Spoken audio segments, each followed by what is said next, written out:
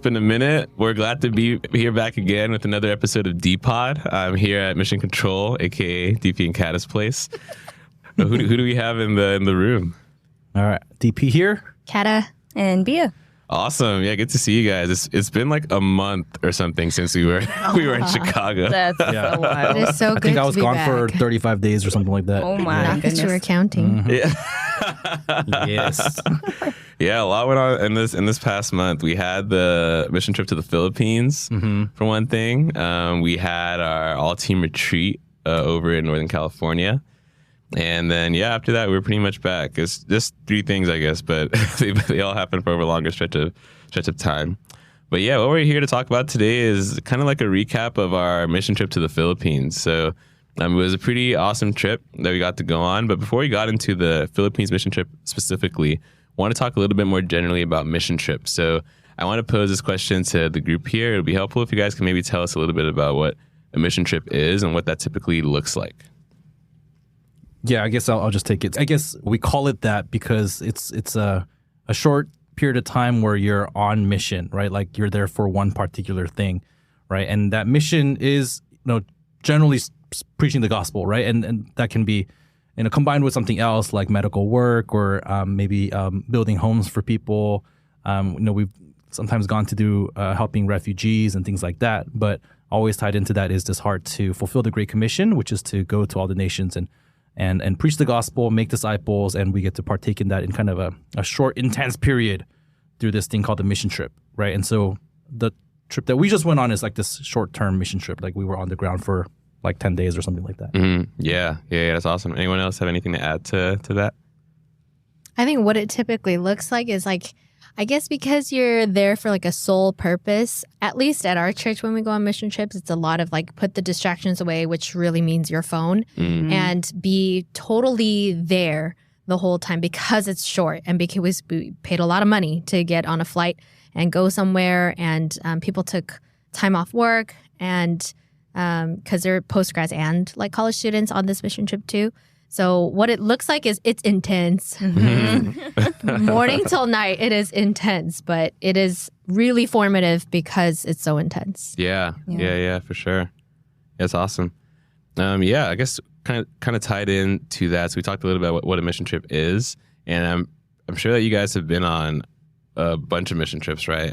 Before this last one. So one question I had for you guys was, what mission trips have you been on, and which would you say was the most formative for you and why?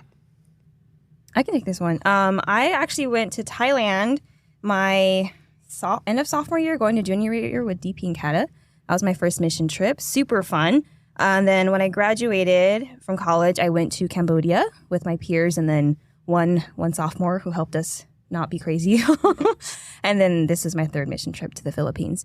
I think my most formative trip was that first one, going to Thailand with DP and Cata. It was my first time actually putting my stake in the ground, like, okay, I'm going to do this for God. I kind of went without family approval.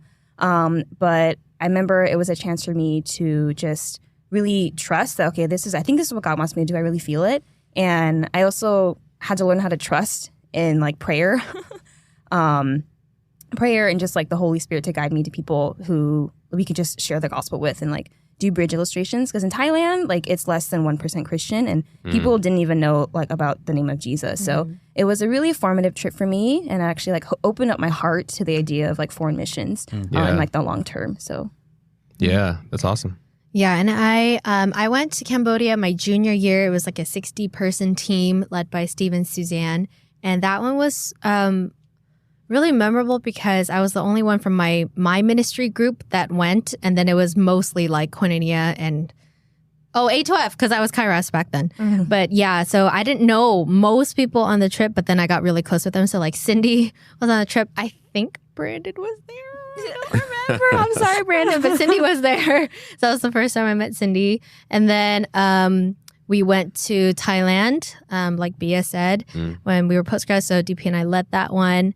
And then I went to this one. So this was my third, like overseas one. And then our church also does like domestic mission trips too. They're kind of mission trips, but just to help out like other campuses at Grace Point. So I went to the Riverside one.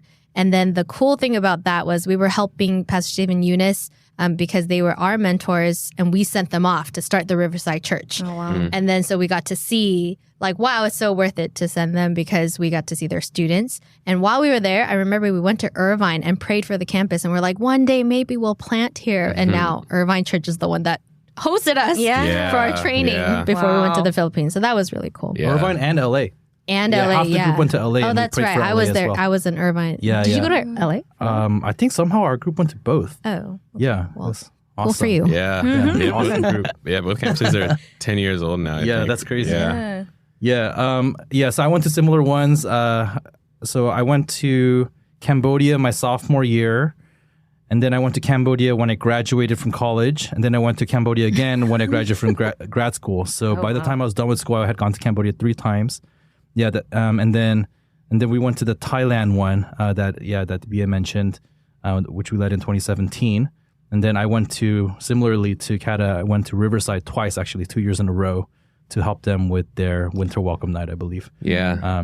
So yeah, I think the most formative for me was actually probably, I want to say it was my last trip to Cambodia after grad school. It was my first time going as like a post-grad mentor. And I think just being on the other side of like, not just on the receiving end and just kind of being a team member, but trying to help lead that group and seeing how like in such a short period of time, like you can actually forge a group of people that really bonds together. And I think that gave me like a different picture of what the church is, because it really showed me in a new way that like the basis of the relationships in the church is part of that is mutual gospel work. And so I think that like really rang true for me during that short little trip there. So that one comes to mind for me. Yeah, that's awesome. Yeah, thank you guys for sharing. I can share a little bit too. So the Philippines mission trip was actually my first one. Like what DP and Cata mentioned, our church also does some domestic mission trips to help out with some of our existing churches. And I got to go on 2 of those during college. So one, my junior year to Atlanta, Georgia. We don't have a church in Georgia currently, but that was really cool, just visiting Emory University and University of Georgia and Georgia Tech. And then I also went to the East Coast my senior year, and that was to visit our churches in Pittsburgh as well as in the DMV area. So that was really awesome. I think how those trips were formative for me was that it helped me to have a different perspective of other college students on my campus back at UCLA, in the sense that doing ministry at these college campuses while I was a college student and trying to talk to other students, share the gospel with them, I started to see them with a compassion that I hadn't really seen students with before when as a student at UCLA. At UCLA was just kind of like, I'm just kind of getting to class, getting my to-do list done, not really noticing people around me. But here's I'm trying to engage with different people on the campus. I kind of thought, oh, wow, like everyone's on some kind of spiritual journey. And at the end of the day, no matter how driven people are, what drives them, everyone needs the gospel. So it was the first time I started to see like my neighbors and my peers in the college context in terms of like what their spiritual need is. I think that was the first time I started to really have this like desire to do college ministry long term. So that's how that was formative for me when I was in college, going on domestic mission trips. Yep.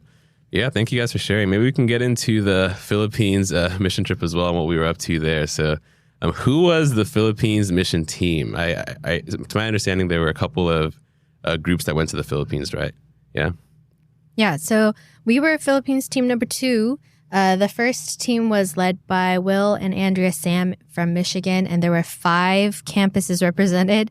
And so they like didn't know each other at all. And Nico, who works on the ground in the Philippines with the organization we work with, he was telling us that Will and that group that came, they were like on the ground, they were on the bus or heading to their first event or something, and then they're like, what was your name again? And Nico's like, oh my gosh, they don't even know each other. But for us, at least we only came from 3 campuses, but 2 cities. So Seattle and then Chicagoland, which is UChicago and Northwestern staff and students. So it was pretty quick, I feel like, getting to know each other. And most of those Seattle people, like I didn't know at all, like even the staff really.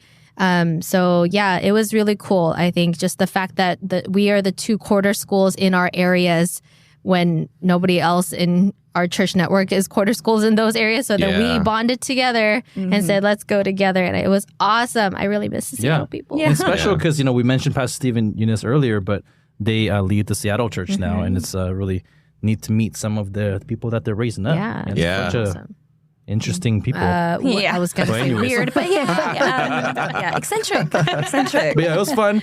Like, it was interesting because most of our group was introverted. Yeah. And then like 80% of the team had never been to an international mission. And it was a very young group. So like besides us, I mean, we're not even that old. But like after us, like class of 2018 was the next oldest, and then class of 2019 was the next oldest after that. Right? So it was a very very young team. Yeah, but it was fun. Yeah. A lot of us had never been on mission trip. Like I mentioned, it was my first time, and I think my peer Colton from Seattle, who also went on it, it was his first time as well. Yeah, pretty cool. But yeah, so we were in the Philippines. But I think when most people hear about the Philippines, they think of like the big city like Manila, but we weren't there. So could you guys tell a little bit about where we were, as well as who we partnered with and what that organization that we partnered with does? Yeah, so we partnered with an organization called that we're calling SMO, right? Student Missionary Outreach, and they're an organization that started, I think, like 40 to 50 years ago in the Philippines, right? So they're based out of the Philippines, and their whole thing is about raising leaders, Christian leaders for the next generation out of the youth, right? And so they want youth to train up leaders who will train up more leaders, right? Based on the 2 Timothy 2 verse. So, and in that way, we felt a lot of kinship with them because that's a big part of our DNA as well, right? Raising up leaders who will raise up more leaders. In terms of where we were, so we were on an island called Negros, and so that's a little bit south of the island that Manila's on, right? So we had to land in Manila, right? So we flew to Taipei to Manila, and then from Manila we had to fly to Bacolod, which is the main city in Negros Occidental where we were. And then from there, we would drive another 45 minutes to go to a place called Murcia. Yeah, Murcia, which is kind of a more rural area. And so that's where SMO's headquarters called Promised Land was. And that was where our headquarters was. That's where we did our team times. That's where we slept. And that became our home for about 10 days. So. Yeah, that's awesome. It was pretty cool going to the Philippines as well. It was my first time in Southeast Asia, and I just want to talk a little bit about the Philippines culture. One thing that blew me away when we got there actually was how hospitable people were.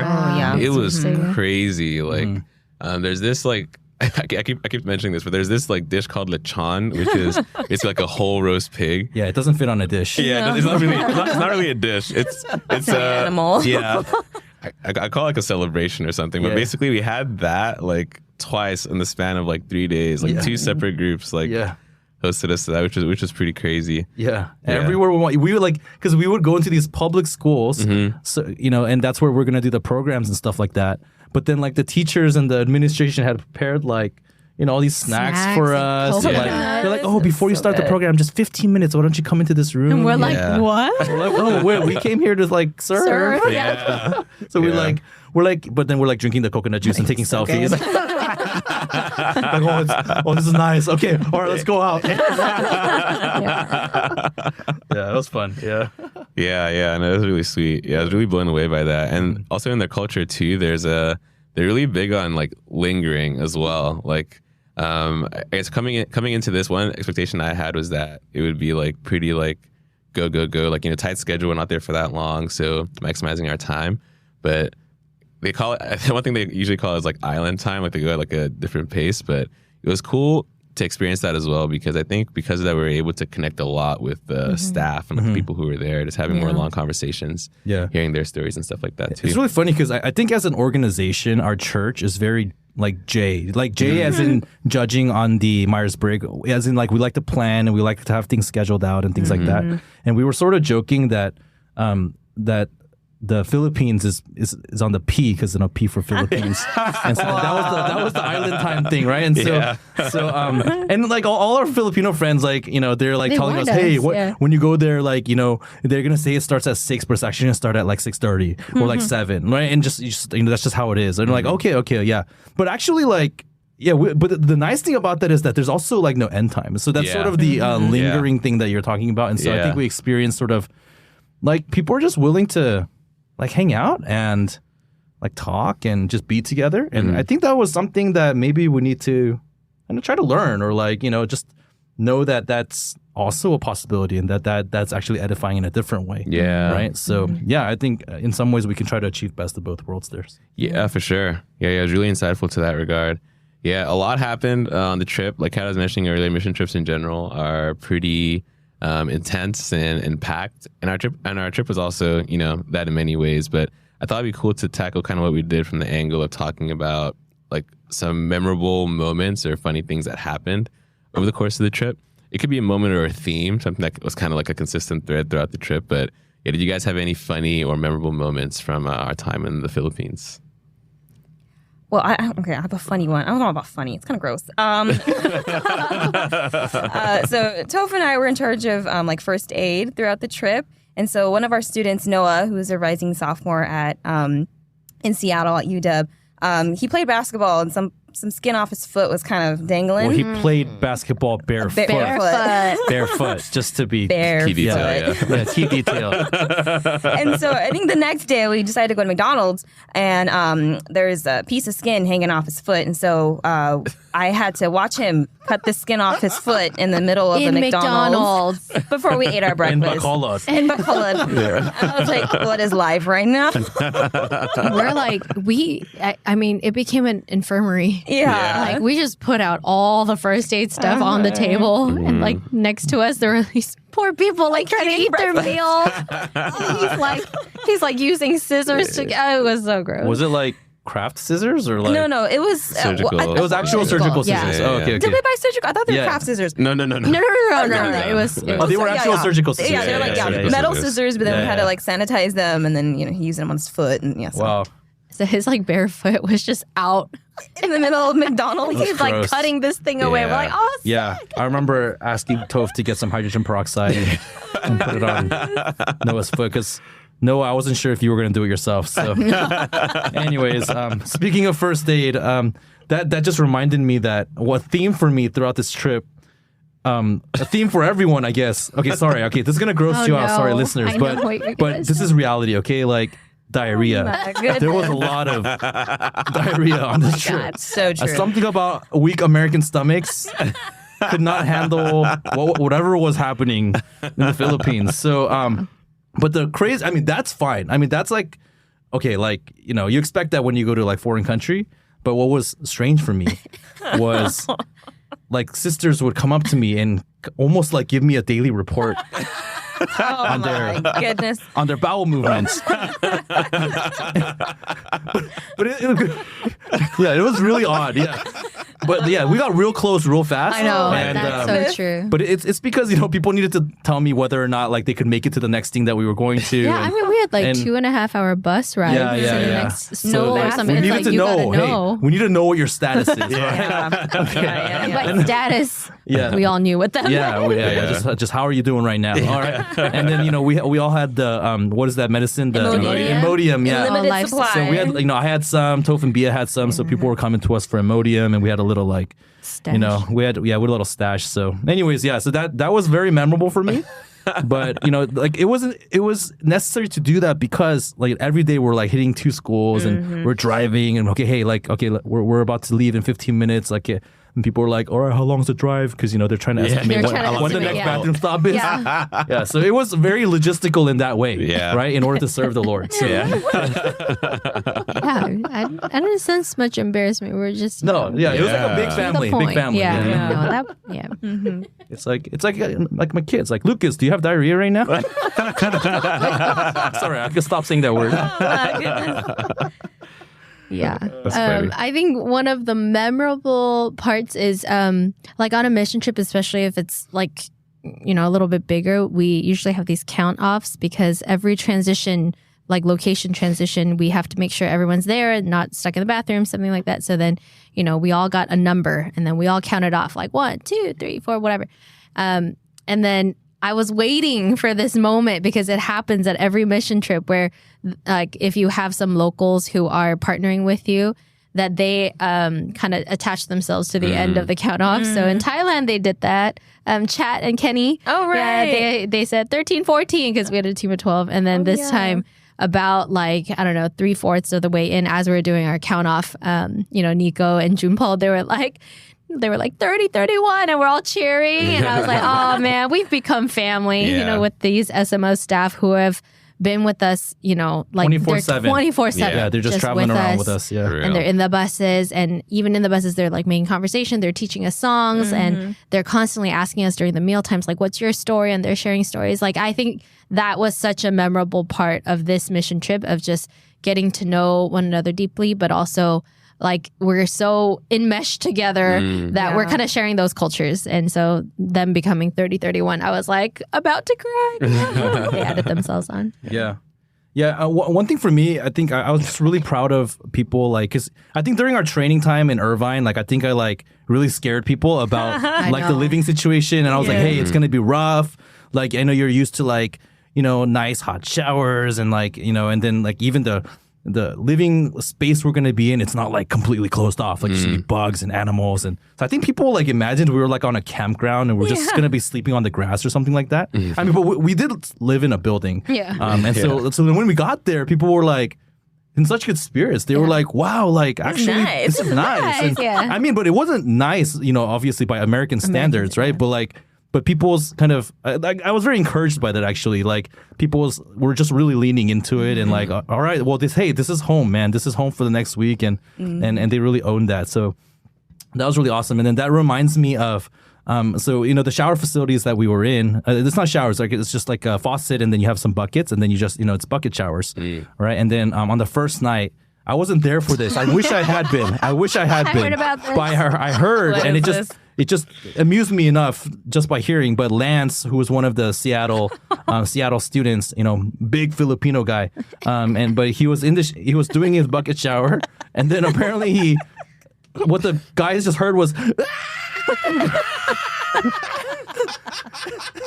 The way I heard it was Lance screamed like a little girl. That's what I heard too. And then the reason was because as he was showering, a frog jumped inside of his stall. So we were really just one with nature and just sharing our spaces with with the animals around. So that's just a precious moment. Yeah. No. So the first night when we're all like using the bathrooms and showers, I heard multiple girls like screaming and going, "Oh gosh, oh no!" And by the last night, there was a big moth inside one of the stalls, and one of the girls just goes, "Shoo fly, don't bother me." Wow. Yeah. See, people get adjusted real quick. Yeah, we got adjusted. No, if you just accept, hey, this is what it is. Yeah. Yep. No, right on. like it's really like nothing to complain about. Yeah. So and I really experienced people owning that. So I was very proud of everyone. Yeah, I was so proud of people just in good cheer the whole time. Yeah.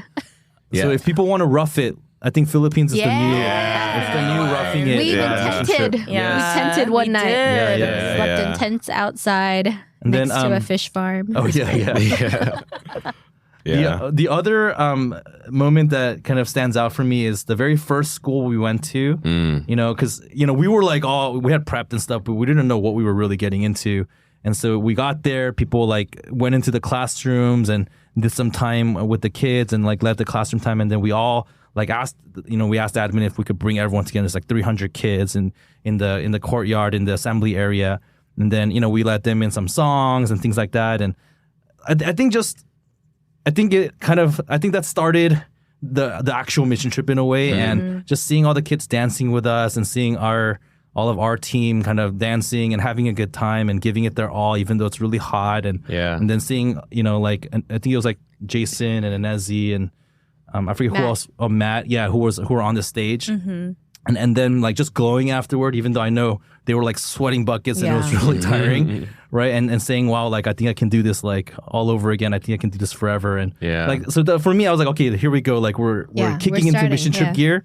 And that was like a really symbolic moment for me. Yeah. So that comes to mind. Yeah. Yeah, it's awesome. And the songs hit in a fresh way because like those songs are like, really catchy, like nice, fun Joyland songs. But I think as we were singing it with the kids and dancing and stuff, a lot of it just talks about, God's love and like how God cares for you. And I really felt that too, like just looking at all the children that were there, like each and every one of them, God knows so intimately and cares for us so deeply. I really felt that coming true. I want to share a little bit too, some funny, memorable moments. I think I'll start with the memorable. So the memorable moment or theme for me was just seeing all of our students getting so many reps to share the gospel and their testimonies, like that was really cool. Like some of the NU students I was chatting with, they said that like they and the Chicago post grads and new grads, it was like like they haven't shared the gospel that regularly, that often, or their testimony that regularly, that often ever before. And I could just see like as the days went on, them getting more comfortable with sharing the gospel and sharing their stories.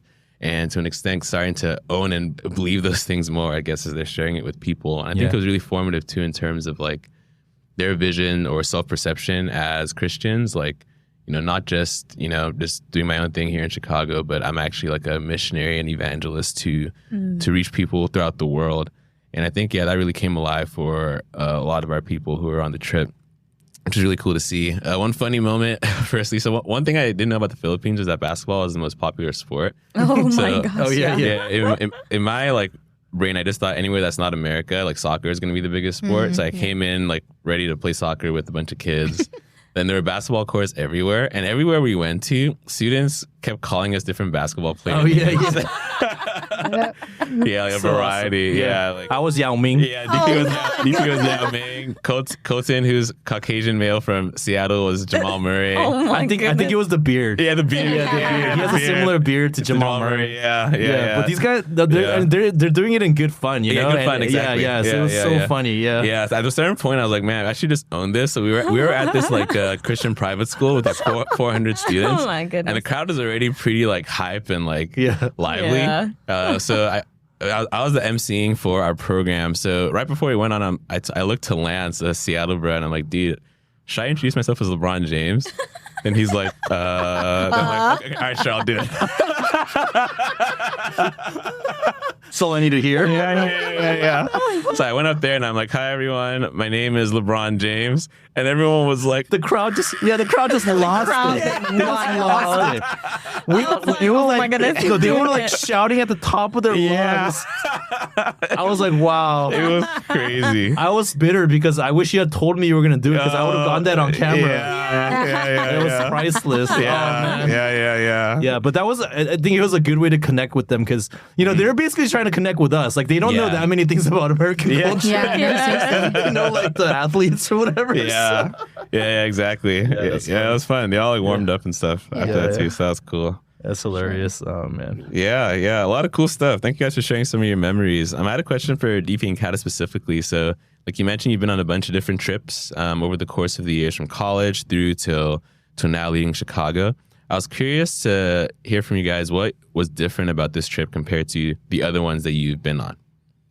Well, I think one thing is I feel like for a lot of our other mission trips, at least that I've been on, we usually stay at like one location and we don't like travel as much. Although I hear Cambodia has kind of shifted a little bit, but like here, like for us at home base, the ministry wasn't at home base. So for all of our ministry, we had to travel out. Yeah. So we spent a lot of time on the bus. There were like, drives that were like 3 to 4 hours long, right? And so we covered a lot of the island actually. Yeah. And so that was new, which meant that, there was a lot of kind of downtime in the car, right? So, which is also a really good thing. And I think that's something that we can definitely like tap into more in the future. And then I think just the number of people we got to interact with because we're not in one location. Because our main activities were over like 5 days. And in those 5 days, my quick calculation was that we interacted with at least 2,500 kids. Oh my goodness. Yeah. Wow. And I preached the gospel to them in hopefully a way that they can understand. Yeah, and that's a mix of like smaller groups, classroom visits, as well as large group assemblies. Right? So, I mean, I've never been on a mission trip where we interact with that many kids. So that was pretty special. Yeah. I think just going to a nation that like is kind of predominantly Catholic, the fact that they have exposure to God and Jesus, but some of them believe that you can get to heaven through something more than Jesus or other than Jesus. So then the challenge, I think, was like we would go into these small groups after our big presentations with the Race of a Lifetime skit and like different special talks or gospel presentations or rope illustration.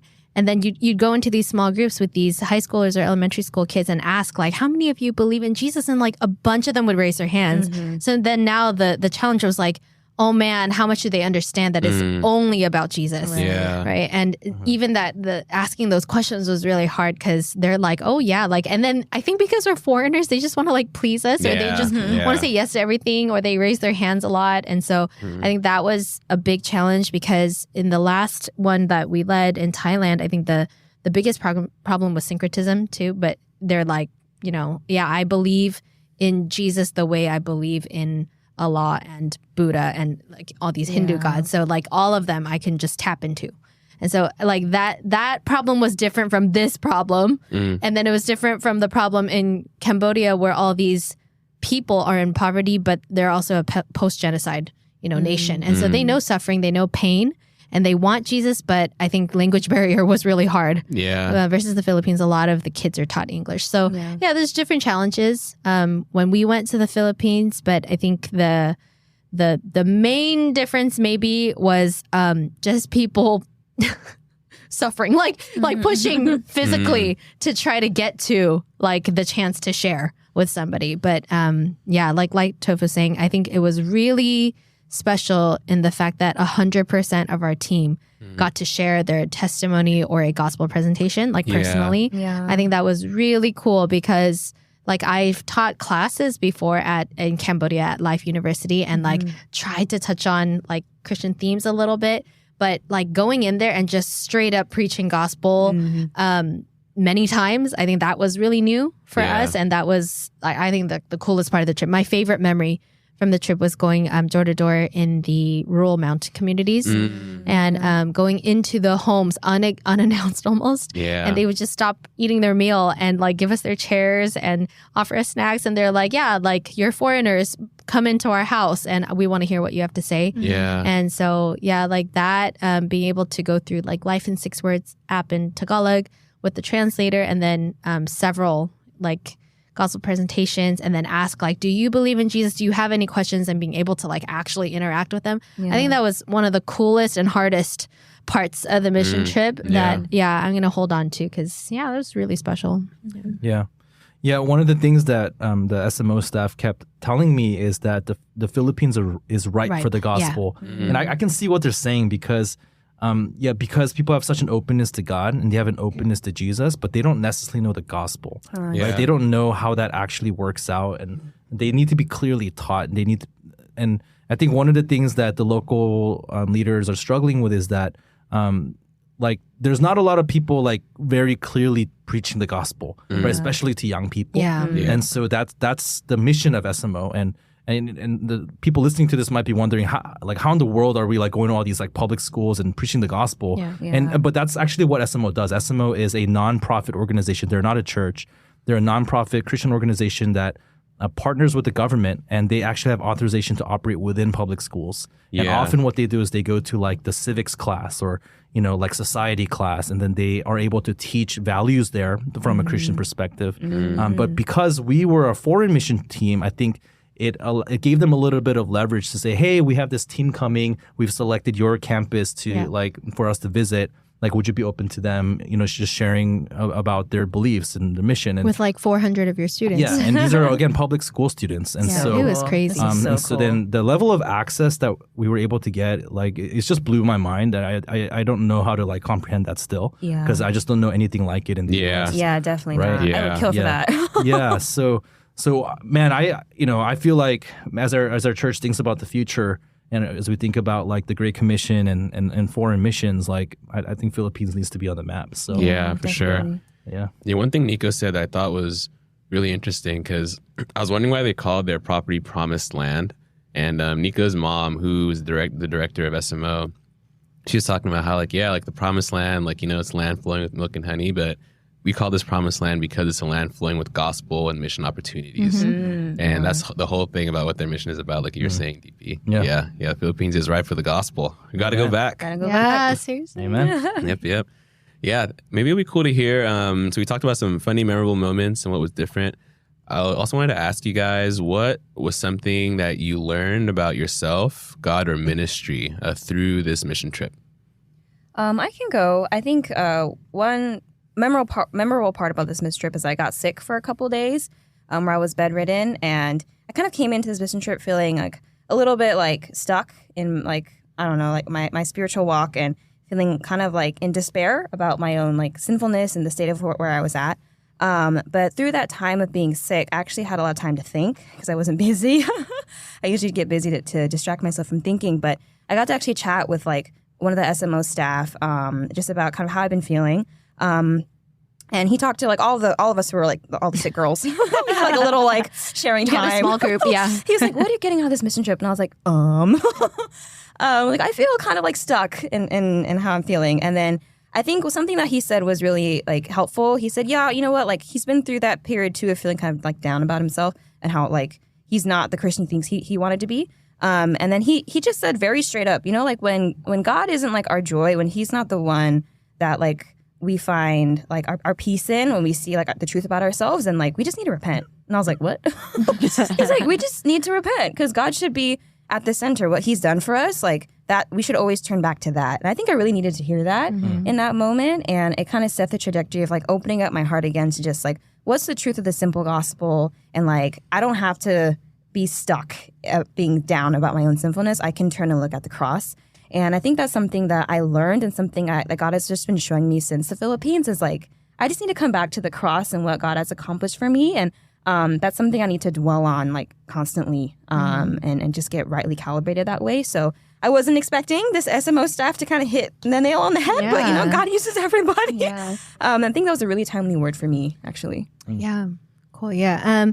I think something I learned about ministry is that as you get older, you can get better because I think in American church culture, it's pretty, prevalent that like once you have kids, like even if you were really zealous doing ministry work, like once you have kids, it's like who's going to watch your kids and how can you make all that scheduling happen? And so a lot of women, even if they want to serve God, they just can't make it happen, and it's not like a lot of churches will give that support of like, yeah, we'll make it happen for you.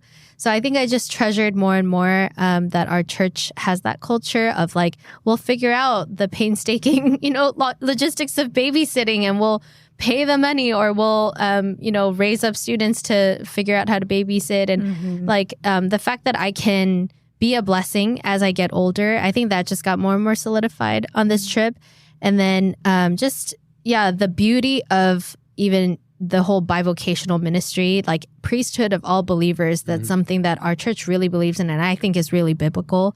I think just the fact that we have 1,700 postgrads in our church network who are serving God somehow, I don't know, that's something to marvel at again and again because like these SMO staff, they are so precious and they are so zealous and they are giving up a lot to be full-time staff, right? And a lot of them, they're foregoing marriage, they're leaving their homes behind, they're leaving their parents behind in order to do this youth gospel work. But yeah, for our church, I think it's just been modeled for me how to do it even as you have kids and get older and stuff. So I think seeing it from an outside perspective and even chatting with the people who are my age there and just, oh man, how much they're giving to serve God. Like I felt like I sacrificed less than them to serve God in some ways because we have a culture that makes it so possible for us. Like, even now, like tonight, like, the staff sisters, they were like helping me with my kids and putting them down. Jeanette read a book for my kids so that I could come up here and record for Deep Pod. Like the fact that I can do a lot because of the culture set in order to try to live out biblical values and also like be available to minister to people. Like I just found that, such a privilege once again and reminded not to like take it for granted. Yeah, it's awesome. Yeah, I think for me, one big lesson in terms of just from a leadership perspective, like as the one kind of leading the team as well as, leading our Chicago church out here, is that you can attend things for God even when the plans are not fully fleshed out.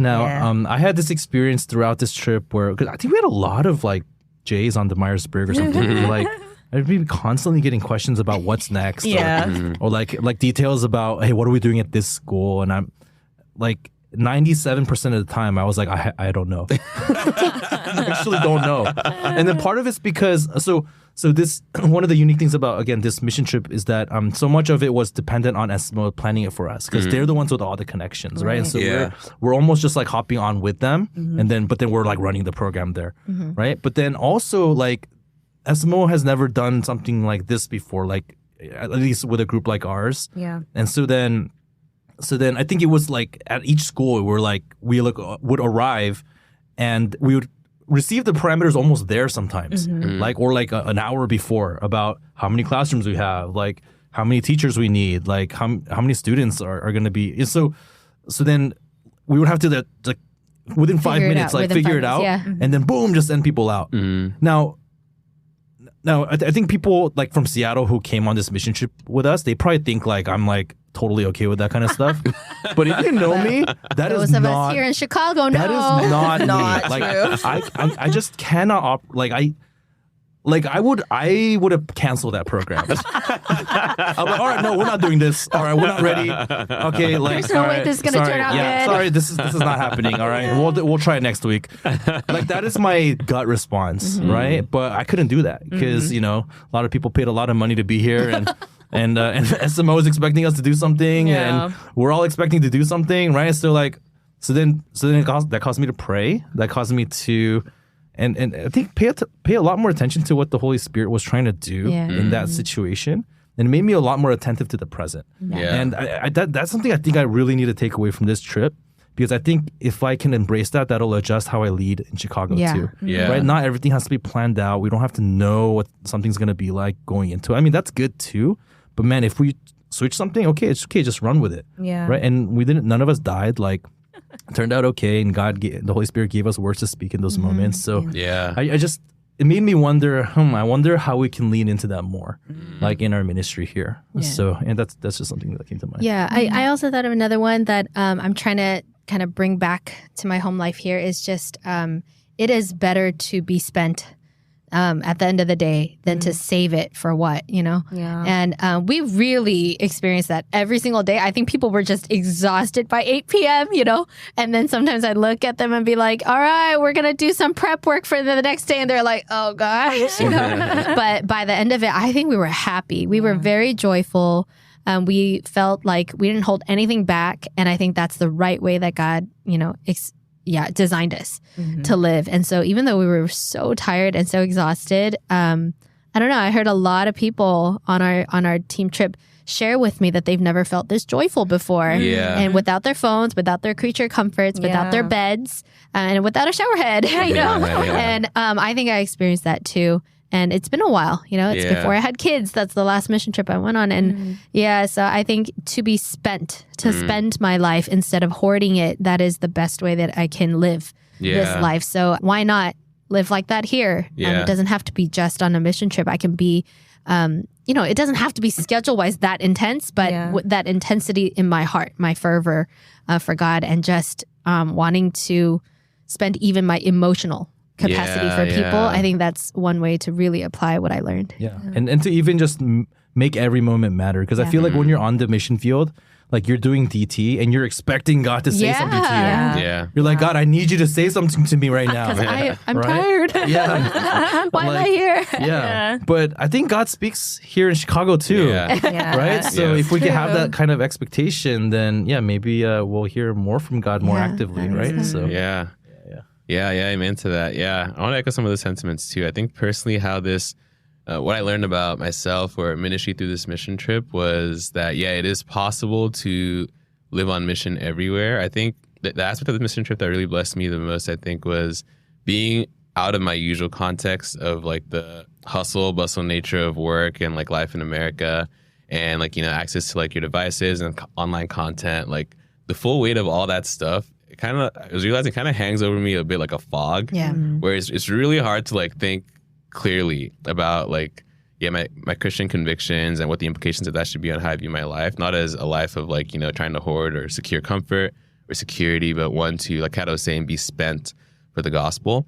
But being in the Philippines was awesome because it's a context where like the usual stuff that makes me anxious or stresses me out was gone.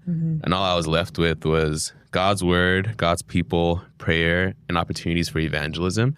And that felt really formative for me. Like Because going into that mission trip, I never really envisioned myself as, oh yeah, like you're a missionary to the nations to bring the light of the gospel to all people. It was really hard for me to picture my life being used for me to view my life in that way. But going in there and experiencing that, like I came away feeling like, how can someone who has the gospel not want to live for this? Like, how can they not want to spend their life, their resources, their bandwidth to building up God's kingdom? Because at the end of the day, like when we stand before God, that's what's going to matter. Like whether we believe in Jesus or not, and we have that message, and it can literally change people's lives. Yeah. So I was thinking in terms of that, like, wow, God's vision for me is so awesome, and like, yeah, I really want to live for that. But I think by extension, as I was thinking about that too, because it does include like not just sharing the gospel, making disciples of all nations. I thought about our ministry here. It changes my sense of vision, not just for myself, but also for like all of us here, the way I view like my peers, the way I view like the students as well. Like that is what God's vision is for them. And if that's the case, then the way we think about our lives here, especially in America, really matters. And how we use our time and our resources really, really matters. So it was really formative for me in terms of vision for myself personally, but also for our church and being a part of that and how God wants to use all of us to advance his mission here in America. So coming away from it feeling really excited and a clear sense of, what my life is supposed to be used for. So really thankful for the trip. Yeah. I thought a cool way, not me, DP thought a cool way for us to end this podcast was to actually hear from a bunch of the people who went on the trip. So DP reached out to a bunch of us to share on different prompts about the mission trips. Some people are going to share a bit about like what they did or give shout outs to different people, but we thought it'd be cool to hear from the people from Seattle and Chicago who went on this trip. So why don't we go ahead and listen to that together? My name is Daniel. I'm with the class of 2021, and I graduated from the University of Washington with a degree in physics. I'm a part of our Seattle church, and I'm recording from the Bros housing where I live. And I was number 8 in our mission team count off. Hi, I'm Kelsey, and I'm a postgrad class of 2020 from Seattle. And I'm recording from North Campus dorm at UW, and my count-off number is 16. My name is Jackson O. I am a new grad from the Evanston Church, and I am recording from my bedroom in Evanston. My count-off number was 13. Hello, my name is Phoebe, and I'm a rising senior at Grace Point, Seattle. I'm currently recording from Mililani, Hawaii, which is my hometown, and I was number 24. What's up, D-Pod? My name is Jason. I'm a new guy from UChicago. I'm currently recording from San Diego, and my count-off number was 14. Hi, my name is Anna. I recently graduated and I'm recording from Seattle. My count-off number at the mission trip was number 28. Hi, I'm Christina. I'm a new grad. My count-off number was 17. Hi, I'm Lydia. I'm a rising sophomore, and my count-off number was 20. We're both from the Seattle church, and we're currently recording from Seattle. On this mission trip, we worked with SMO, Student Missionary Outreach, to go into local schools, village communities, and malls to share the gospel with people and share how we've been transformed by it. We danced, we did icebreakers, played games, delivered content. We also did some outreach in the mountain villages and the malls. And we also ate a lot of yummy Filipino food. So what we did is we worked with SMO, and we got to stay with them at their facilities in Mercia, which they called the Promised Land. And we visited several elementary and high schools, and we put on programs which included singing, dancing, skits, talks, and gospel presentations. We also got the chance in a few schools to split into pairs and go into classrooms to interact with the students. And we also did house-to-house outreach in a village in the mountains, and we got to see their main church in the city of Bacolod, and even did some mall outreach. What were some funny or memorable moments on this mission trip? Oh, there were so many. I mean, our stomachs were feeling funny. So much diarrhea. But I mean, there were many memorable catchphrases. I think many were crafted by Christina. And I honestly think she was just saying stuff and everyone just laughed. The Joyland songs got so stuck in everybody's head, and I swear at any given point there was someone singing Amazing Love or Every Day. And also, I think seeing the famous Jaguar Jackson in one of the schools where he was signing like all those shirts, it was really amazing to see that he found his target audience. It was honestly unreal just to see everyone, giving autographs, signing shirts, and seeing all the kids so happy when we were interacting with them. Yeah, I just wanted to share one of my most memorable moments and what I learned out of it. And so it was during our mall outreach event in Bacolod, where Christina and I got to talk to 2 recently graduated college students who both grew up Christian. They shared to us their testimony on how they made their faith their own at a young age, and we were able to share our testimony as well and bonded over how truly God's love was all we needed. One of the girls who grew up as a Seventh-day Adventist talked to us about how she lost sight of God from distractions and the busyness of college and job hunting, that she stopped going to church and forgot to give thanks to God for the things He has provided in her life. She got emotional thinking that we were a sign of an answer from God to go back to church and give thanks to Him. I remember her saying to us, "I think you guys came at the right time when I most needed you, and I think this is a sign from God." Though, we may have been a blessing for her, she was more of a blessing to me. She helped me realize that God can use me in such conversations, and though each conversation may not be successful, but there will always be people like these girls that we met who are longing for God. And evangelism was something I was always afraid of and never felt like I've ever gotten a quote unquote successful conversation out of it. However, this outreach gave me the realization that not having a successful conversation should not be the reason why I give up reaching out to people. I need to rely on God and trust God's guidance throughout every conversation, and that each success and failure will be an opportunity for growth.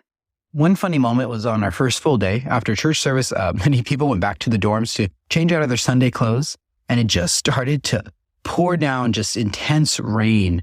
And although people only had a few yards across to get back to the congregation space, they just got absolutely soaked. And just seeing different people's reactions as the rain started, just mere moments after most of the team left to go change. And then soon after everyone had come back through the rain after changing, then the rain stopped.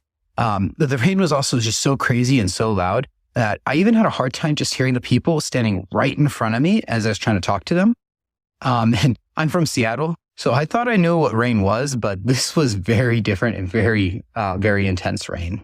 There was one time at lunch where we were chatting with some of the SMO people, and one of them came up dangling a live crab from a zip tie. It was tied up, but could still move its legs, so naturally we did the only thing that made sense in that moment. We walked the crab. It was definitely a fun and memorable bonding moment for all of us. So for me, one of the funniest moments happened at the Christian high school we went to. I think that was the third high school that we went to. And for some context, the basketball is really big in the Philippines. So everyone would go, since obviously we look like foreigners. The students would point at us and compare us to these different NBA players. So when we're at this Christian high school, Tofumi, who was our MC, goes on stage and he gives us the introduction. "Hi, we're from America." And he says, "My name is LeBron James." And objectively, that joke is not that funny. Like in the US, if someone said that, you'd probably be like, "Oh, maybe this person's a little racist." Because if you know Tofumi, he looks nothing like LeBron. But these high schoolers absolutely lost it. They thought it was like the funniest thing ever. And it was really loud actually inside. And I thought that was pretty funny. And then I think a more memorable moment actually was, one of the days we played, pickup basketball with some of the people from one of the local churches. And obviously it was really humid. So we were all dripping in sweat. And it was really gross out. And then after the game, we did dinner, and I was still sweating. I hadn't dried off at all. And I think a lot of people also, were pretty gross. And then we go to the place that we're staying for the night. And then I had taken a shower and a few other people had taken a shower, but there's only one shower for the guys and girls each. And so about halfway through our showers, Cata came down and was like, "The water is off." And the first thing I think is, "Oh my gosh, thank goodness I've already showered." But then before anyone can say anything, DP just goes, "Oh, it's okay." And for me in that moment, like, I mean, if you know me, I'm a big complainer. And just to know that would have been like off. Like DP, I know he had been gross. Like he had been playing basketball with us too. And just to be like, oh, it's okay for us not to shower. Really like helps set the tone for me, I think, for the rest of the trip, to know that like, oh, it's okay. Things will be okay. Shower, it's kind of gross, but it's not the end of the world. And, that moment really just stuck with me, for the rest of the trip. And I honestly have still been thinking about it. And then in general, the team times at the end of the days, were really nice for me. Just time to reflect and like talk with everyone else, because for a lot of the time when we were on mission, we were just kind of going. We didn't have a lot of time during the day to like just reflect with one another. So to kind of go through that as a team and just share our experiences and other things that we've been struggling with was really nice. And I really appreciated it. But actually, one of the most memorable moments was when we went to one of the farm schools early on. I was talking to one of the Philippine pastors, and he was just kind of telling me how this is one of the more neglected areas of the Philippines. So it was just awesome being able to go out there and be a witness of God's love. I was with the grade 11 boys alongside Christine, Maria, and Noah. And it was just really fun playing games, doing icebreakers, and eventually we split up into 4 different sections, and each of us had a different group of grade 11 students. I was with the grade 11 boys, and I think through that time I really underestimated how grade 11 boys would act and if they would actually be able to comprehend our English. And surprisingly, when I was asking clarifying questions about the 3 circles and my personal testimony, a lot of them were able to understand and respond. A lot of them also picked that we lived in the broken world when I asked them what kind of world that they view themselves in. And some of them actually shared the brokenness that they've experienced. Some of them said depression, family troubles, and stress.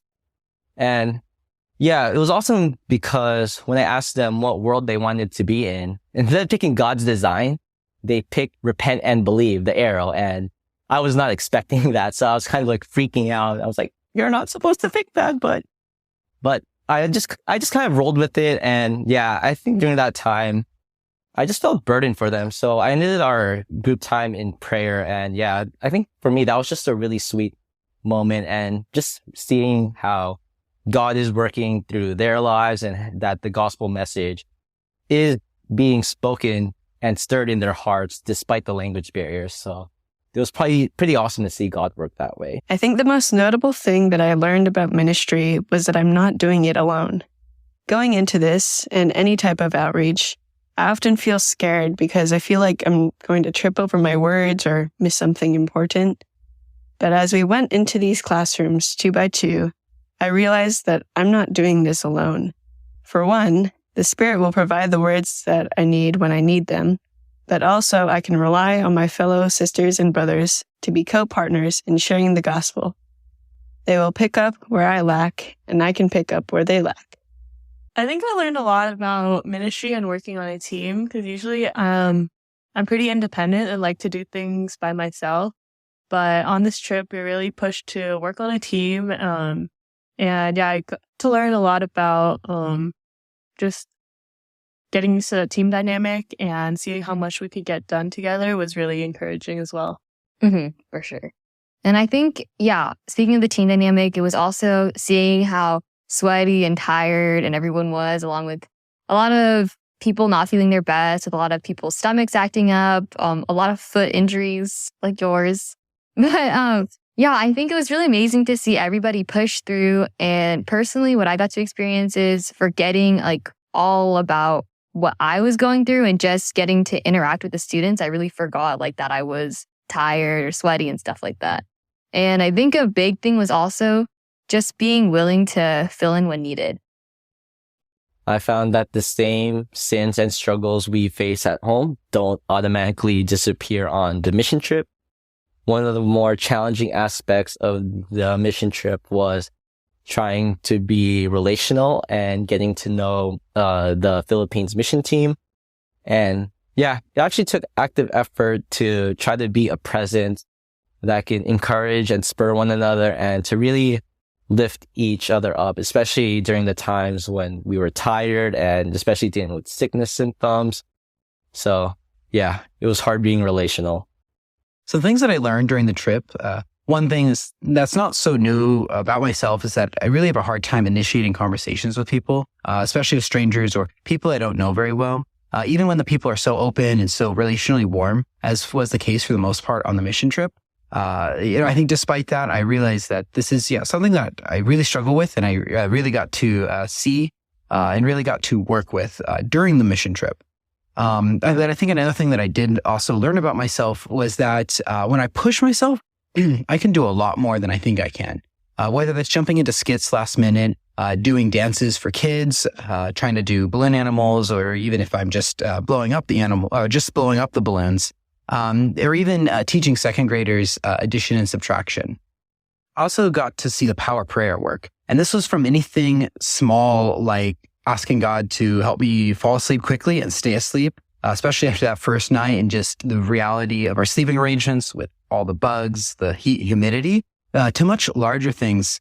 Like when I was sick during one of the school visits, I sat in the back and just got to see the whole assembly, got to see all the students. And I could see that there was so much energy and excitement. And I mean, it was one of their last days of school and they just had a field day full of sports and they were fired up. But I realized despite being sick, and despite not feeling super great, I could be praying right then and there.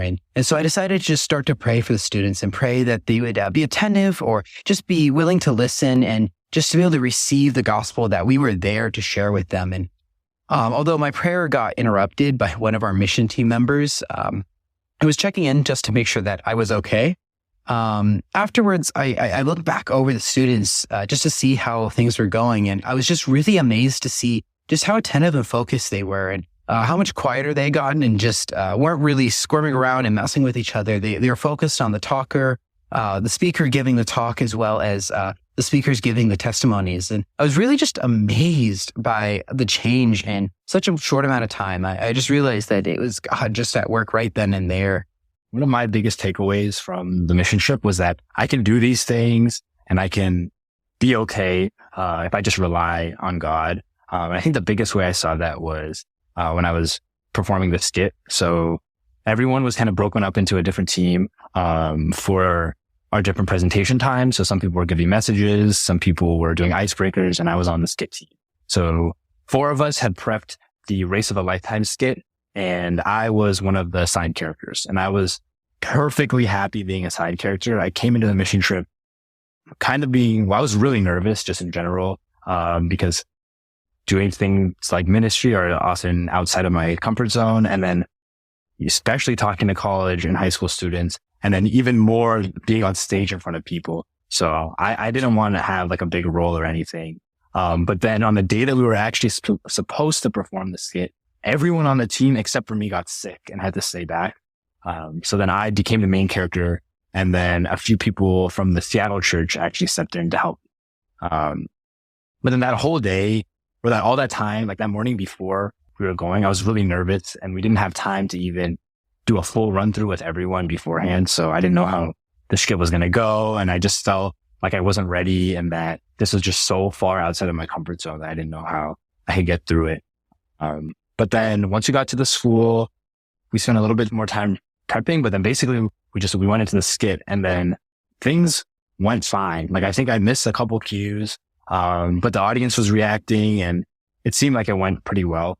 And for me, just knowing that this is something I would normally never, ever do, but knowing that like, this is for God, this is not for myself. And we really are here on a mission, kind of helped me put things in perspective. And also that moment when we were finished and I realized, okay, we're done. This is something that I can do. And I think for the rest of the mission trip, since that happened kind of early, it allowed me to push myself a little bit more than I normally would have. So that was a really, really good experience. And I just saw how, if I trust God and let him kind of use me for his work, then a lot of good can come out of that.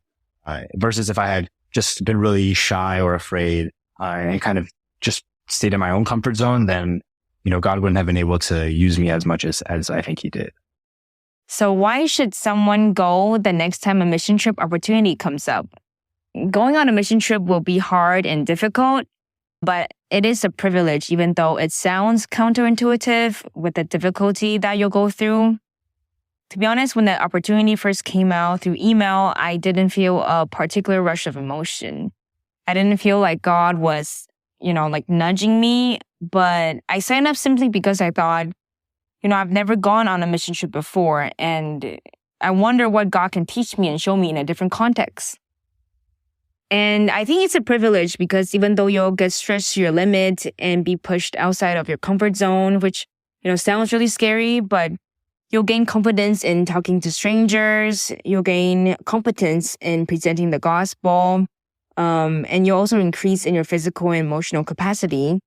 But more than that, I really felt like I got a clear understanding of Jesus' heart to reach the lost. And truly, the harvest is plentiful and the laborers are few. When I was back in Seattle going through the daily grind, my bandwidth was filled with, thinking about my own practical needs, like getting stuff done or what my future should look like in terms of my career and relationships. But on the mission trip, all those concerns were removed, and I was able to see so clearly what God cares about rather than what I normally care about. And ultimately, he wants the gospel to be preached to all the nations, to everyone who hears. And there's a moment during the trip where I felt like, wow, like living on mission was what I meant to do all along. I really like a quote from C.T. Studd that reads, "One life shall soon be past, only what's done for Christ will last."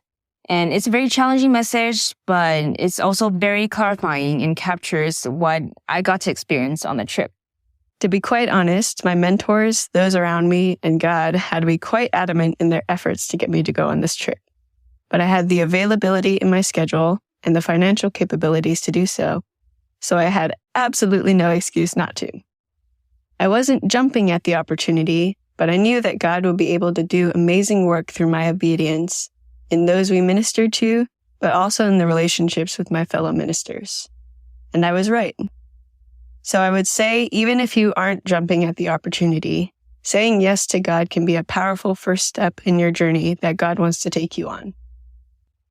I think going on an international mission trip is just one of the ways to act in daily obedience and just say yes to God. And it's also an opportunity to go beyond what's comfortable for you in your daily life. I think when you're out there in the mission field, you're in a position to sacrifice, and you're really having to rely and trust that God will provide, whether that's anxiousness or doubt of the words you're speaking getting through to the youth, or just praying to God for enough strength to carry you on through the day. And yeah, I find it was an amazing experience to see just how prayers were answered and how God was working through other people and sometimes even me. So yeah, I think going on a mission trip is an amazing opportunity. You should definitely say yes if the next opportunity presents itself. I'd say if you have an opportunity to go on a mission trip, especially an overseas mission trip, I would say go, man, go. There's so many amazing opportunities, especially when you're far from home, like on a short-term mission trip. There are opportunities to do things that you just don't do back at home.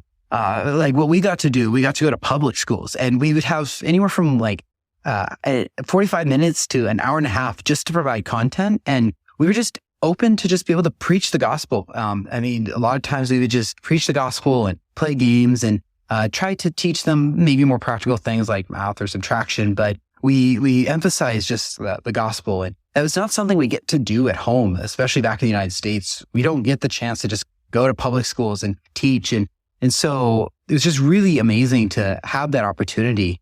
Also, in mission trips, there's just lots of opportunities to build skills, see what areas you fall short in, and then try to work on them, especially since you do a lot of these things over and over again in a short and condensed time. And a lot of times we don't get that context at home. Sometimes you go a week at a time before you get the chance to try with something that you're not good at, like talking to strangers or trying to lead a small group or lead a discussion.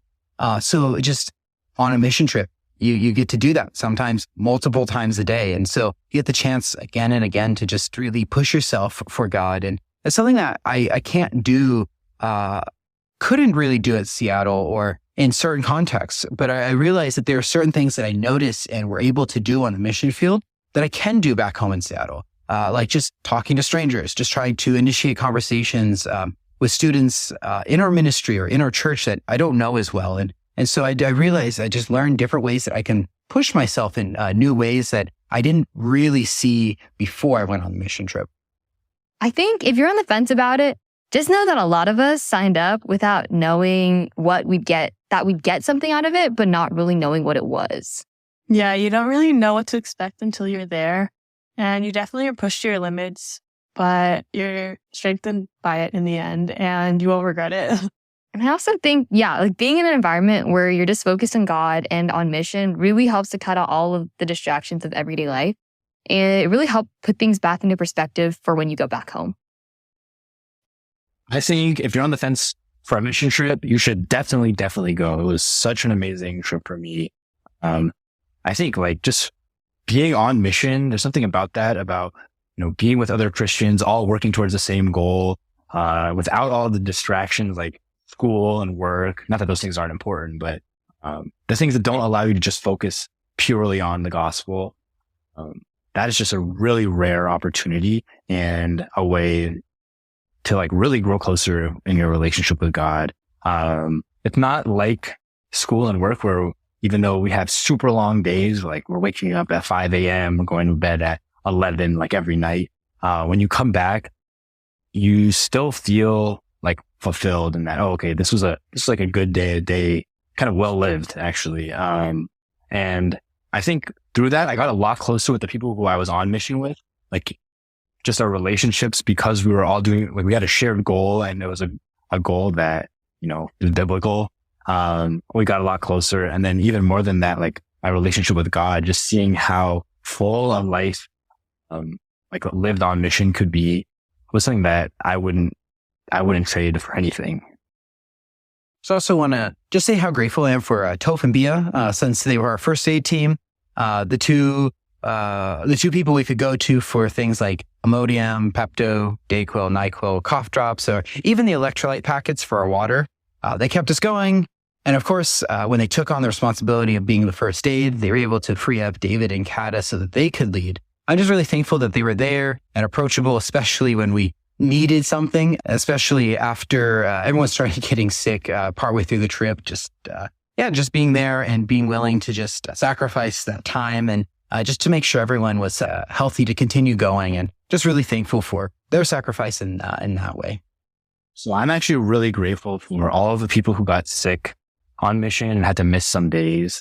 And I know that sounds weird, but the reason is because they didn't complain at all. I didn't hear a single person complain. And out of all of the things that happened on the mission trip, I think that's probably one of the biggest reasons people could complain, since, we weren't there for that long. And these are opportunities missed to share the gospel or minister, which is the whole reason that we signed up for this. But I think them choosing to not verbalize, all of their complaints really had a big impact on the morale for the trip.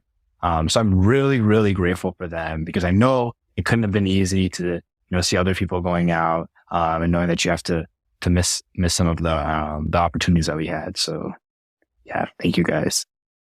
I want to give a big shout out to SMO. It was amazing to co-labor alongside fellow brothers and sisters in the Philippines. And I'm just very thankful for what we got to experience as we ministered to the Filipino youth. And just really thankful for the hospitality and generosity you showed us while we were in the Philippines. And I also want to give a big shout out to DP and Cata. Thank you for leading this mission trip and building us as a team. Thank you for keeping us healthy and safe just throughout the entire trip. Thank you. First off, thank you to DP and Cata for keeping us alive on the trip and being such amazing leaders. I also wanted to shout out Bia. As a resident member of the sick warden, I got to see Bia's determination to keep serving even when she wasn't 100%. Despite her sickness, she still made an effort to help out the other sick people, pray for our team doing outreach, and draw near to God in different ways. Witnessing this was inspiring for me because I got to see her pour out sacrificial love even when she didn't have much to give. And in doing so, I got to see those blessings multiply. It reminded me that God is not asking for a miracle. He's asking for all we have, and He will do the rest. He will feed the 5,000. I also want to give a shout out to Cata for sticking with me and being calm while, I almost couldn't get into the Philippines because of a visa issue to enter. And just want to say thank you for all the team members for praying for me to get that visa. And we really got to experience the power of prayers, coming alive. And thank you to DP for keeping up our team morale, bringing us a lot of joy and laughter. You guys kept us spiritually healthy with the DT sharing and prayer times every night. And I learned how to be mature by seeing you guys remain very level-headed and calm even when we encounter unexpected situations like a lot of people getting sick. Thank you for setting an example for us and not slowing down even having 2 kids. And lastly, I just felt convicted when DP said that we need to enlarge our vision for our lives. I should open my eyes to a greater vision that God has in store for us. Not just Acts 2 Church in every college campus, but spreading the gospel to all the nations, to the ends of the earth. And we'd like to sincerely thank Director Leader, sir, aka DP, also known as Prison Mike. And if you're listening and you're curious about what we mean, you should ask him for photos. Yeah, we'd also like to thank our fearless leaderess, aka Cata. We're so grateful that you both led our team, and we're so transparent when we were like, what's going on? And you guys are like, we also don't know. But ultimately, we just had to trust in God and things worked out. Most of us made it back, so big plus. And so our ending remarks, we just learned so much and even some important phrases in their language. And we really just wanted to impart some words of wisdom.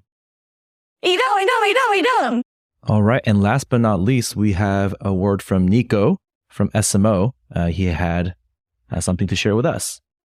Hey, what's up, everyone? Oh, been missing you every day. And really pray to the Lord that you all still burn and continue in the work the Lord has sparked in you all.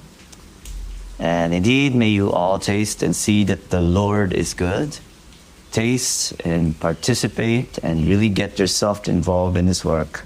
And I'm sure that the Lord will help you see greater things. So, hey, it's not the end. I will be missing you, but I will be expecting you as well. See you all in the Lord's grace. All right. Thank you to everyone who submitted a recording. It was really, really good to hear from each and every one of you. And when Toph and we listened to Lydia and Christina's recording at the end where they say, Ito, Ito, Ito, we totally looked at each other and we looked really confused because neither of us could remember what that meant.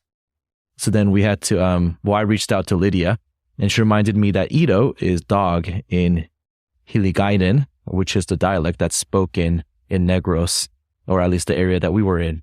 So I guess the joke was that they had started calling everyone's toes like dogs, so Ito? Yeah, anyways, I don't understand either. Well, anyways, hope you all enjoyed this latest episode, and as the summer progresses, hopefully we can put out some more, but for now, that's it. Have a nice day.